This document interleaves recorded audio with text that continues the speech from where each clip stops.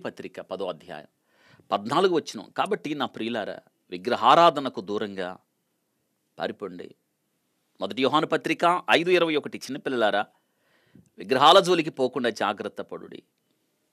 విగ్రహాలు నేటి దినాన క్రైస్తవ హృదయాన్ని ఆక్రమించేశాయి. మనలో విగ్రహాలు ఉన్నాయా లేవా అని 7 ప్రాముఖ్యమైన ప్రశ్నలను మనల్ని మనం వేసుకోవడం ద్వారా మనలో విగ్రహాలు ఉన్నాయా లేదా తెలిసిపోతుంది. చాలాసార్లు మనం ఏమనుకుంటామంటే విగ్రహారాధన, విగ్రహాలు అంటే ఒక ప్రతిమను పెట్టి ఆ రూపం మన ముందు పెట్టుకొని ఆరాధించటం, పూజించటం, సాగిలపడడం అనుకుంటాం. అది కాదు. విగ్రహ ఆరాధన అంటే ఒక ప్రతిమను పెట్టి దాన్ని ఆరాధించటమే అనుకుంటారు.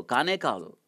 ఇప్పుడు 7 ప్రశ్నల్లో మనలో విగ్రహాలు ఉన్నాయా లేవా అనేది ఎలా తెలుస్తుంది? మొట్టమొదటి ప్రశ్న, మీరు మీ జీవితంలో దేవుని కన్నా ఎక్కువగా దేనినైనా ప్రేమిస్తున్నారా?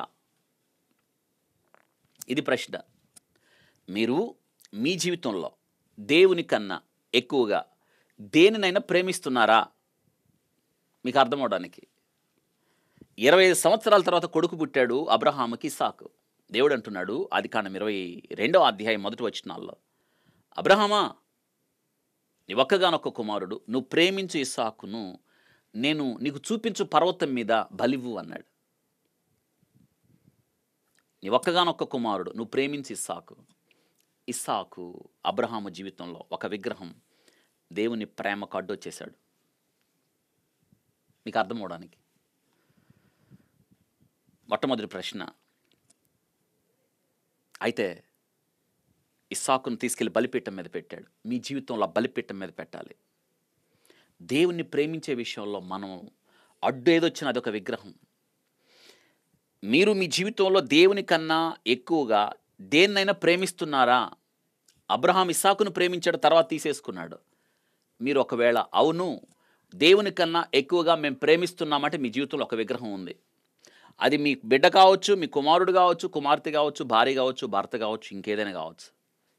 మీ ఉద్యోగం కావచ్చు, మీ బంగారం కావచ్చు, మీ ఆస్తి కావచ్చు, మీ ఇల్లు కావచ్చు, మీ స్థలం కావచ్చు, ఎవరైనా కావచ్చు.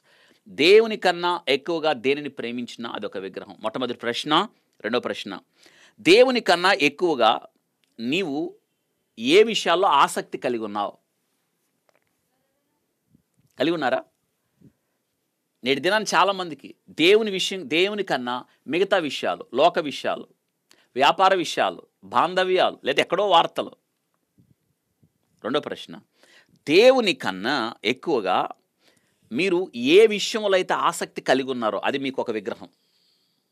ఏదైనా కావచ్చు. దేవుని కన్నా ఎక్కువగా దేని విషయంలో మనం ఆసక్తి కలిగి ఉండొద్దు. అబ్రహాము దేవుని విషయంలో ఆసక్తి ఎంతగా అండి, వెనుతిరిగి చూడని విశ్వాస జీవితం అయింది. విశ్వాసులకు తండ్రి. ఎంత ఆసక్తి ఉండబట్టి దావీదు దేవుని ఎడల ఎంత ఆసక్తి ఉండబట్టి దినానికి 7 సార్లు, ఎంత ఆసక్తి ఉండబట్టి దానియేలు ముమ్మారు ప్రార్థన చేస్తాడు. రెండో ప్రశ్న, దేవుని కన్నా ఎక్కువగా నీవు ఏ విషయంలో ఆసక్తి కలిగి ఉన్నావు అదొక విగ్రహం. ఇక మూడోది, దేవుని కన్నా ఎక్కువగా ఏది నిన్ను ఆకర్షిస్తుంది? మీకే తెలియాలి. ఎవరు ఆకర్షిస్తున్నారు, ఎందుకు ఆకర్షిస్తున్నారు? అది వ్యక్తా, వస్తువా, స్థలమా, ప్రదేశమా, ఏదైనా కావచ్చు. మీ జీవితంలో ఒక విగ్రహం. దేవుని కన్నా ఎక్కువగా నిన్ను ఏది ఆకర్షించినా అదొక విగ్రహం. ఇక 4, దేని విషయమై నీవు ఎక్కువగా మాట్లాడడానికి ఇష్టపడుతున్నావు? ఇదొక విగ్రహం. మనం చాలాసార్లు ఒక వ్యక్తిని గురించి పదే పదే మాట్లాడుతున్నాం. ఆ వ్యక్తి ఎడల మీకు ఒక భావం ఉన్నది. అది ప్రేమ అనొచ్చా, ఆరాధనా భావం అనొచ్చా, ఏమైనా కావచ్చు. దేవుని పక్కన పెట్టేసి వ్యక్తి గురించి అదే పనిగా మాట్లాడుతున్నావా? దేవుని కన్నా ఎక్కువగా దేని గురించి మాట్లాడినా అది మీ జీవితంలో ఒక విగ్రహం. ఇక 5, దేవుని కన్నా ఎక్కువగా నీ జీవితంలో దేనికి ప్రాముఖ్యత ఇచ్చినా, దేనికైనా, తిండే, ఇల్లు, వస్త్రాలు, నీ ఉద్యోగం, ఏదైనా కావచ్చు, దేవుని కన్నా ఎక్కువగా నువ్వు దేనికి ప్రాముఖ్యత ఇచ్చినా అదొక విగ్రహం. ఇక 6, నీవు దేవుని సమయాన్ని నీవు నీ సమయాన్ని, దేవునికి ఇవ్వాల్సిన సమయాన్ని కూడా ఎక్కువగా దేని కొరకైతే ఖర్చు పెడుతున్నావు అది ఒక విగ్రహం. అంటే దేవునికి ఇవ్వాల్సిన సమయం కూడా దానికి ఖర్చు పెడుతున్నావు అంటే అది విగ్రహమే కదా. దేనికైతే ఎక్కువ ఖర్చు పెడుతున్నావు అదొక విగ్రహం. ఏడోది, నువ్వు ఎవరితో ఎక్కువగా గడపడానికి ఇష్టపడుతున్నావో వారొక విగ్రహం. నువ్వు ఎవరితో గడపడానికి ఇష్టపడుతున్నావో వారొక విగ్రహం. 7. ఇప్పుడు పరీక్షించుకోండి మిమ్మల్ని మీరు. మొట్టమొదట, నువ్వు నీ జీవితంలో దేవునికన్నా ఎక్కువగా దేన్ని ప్రేమిస్తున్నావు అదొక విగ్రహం. దేవునికన్నా ఎక్కువగా ఏ విషయంలో నువ్వు ఆసక్తి కలిగి ఉన్నావో అదొక విగ్రహం. దేవునికన్నా ఎక్కువగా ఏది నిన్ను ఆకర్షిస్తుందో అదొక విగ్రహం. దేవునికన్నా ఎక్కువగా నువ్వు దేని గురించి మాట్లాడుతున్నావో అదొక విగ్రహం. దేవునికన్నా ఎక్కువగా ఏ పనికి నువ్వు ప్రాముఖ్యత ఇస్తున్నావో అదొక విగ్రహం. నువ్వు నీ సమయాన్ని ఎక్కువగా దేని కొరకు కేటాయిస్తున్నావో అదొక విగ్రహం. నువ్వు ఎవరితో గడపడానికి ఎక్కువగా ఇష్టపడుతున్నావో అదొక విగ్రహం. 7 ప్రశ్నల జాబితా మిమ్మల్ని మీరు ప్రశ్నించుకోండి.